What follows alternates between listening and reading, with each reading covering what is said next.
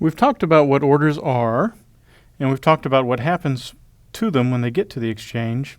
Let's talk now about how do the orders get to the exchange from you. Well, here you are with your laptop connected to the internet, and you've just entered an order to buy some stock. Your buy order goes over the internet to your broker. Your broker, in turn, is connected to several exchanges, and the broker determines where to route your order based on information it knows about the exchanges. Let's suppose the exchanges we're looking at are New York Stock Exchange, NASDAQ, and BATS. For the stock that you want to buy, each one of these exchanges has its own order book. Your broker has a computer located at each exchange, and it queries that computer, say, hey, look at the order book, tell me what the prices are there. Queries that at all the exchanges. Your broker gathers and examines that information, and based on that, routes your order to the exchange that has the best price.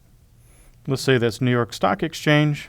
Your order enters the exchange, gets executed, and the price comes back to your broker and forwarded back to you, and you get a confirmation.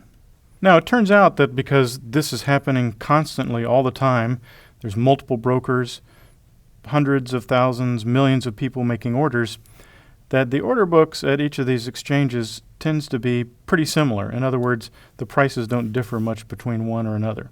And it's this sort of pressure that keeps prices the same across these different exchanges. Let's consider another scenario.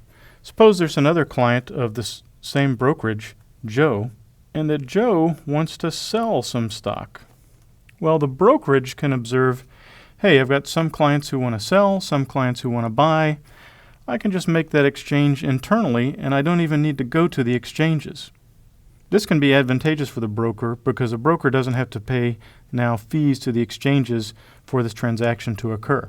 However, according to the law, both the seller and the buyer have to get prices that are at least as good as they would have gotten if they had gone to an exchange.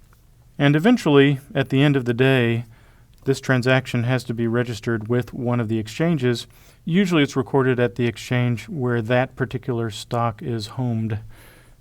Let's consider one more example. In this case, Lisa also wants to sell some stock, but she uses a different broker than you do. There's one more kind of entity out there called a dark pool that acts as an intermediary between brokerages and exchanges.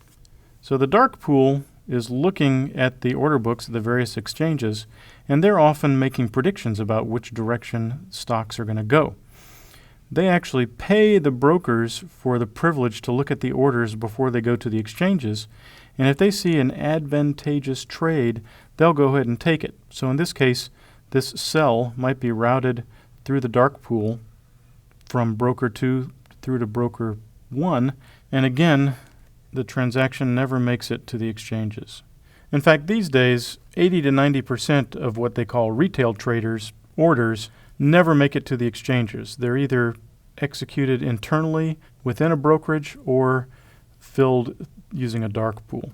The brokerages and the dark pools argue that that's just fine because both partners in this transaction are getting prices at least as good as they would get at the exchanges and on the order books, but they're saving money because they don't have to pay the exchange fees.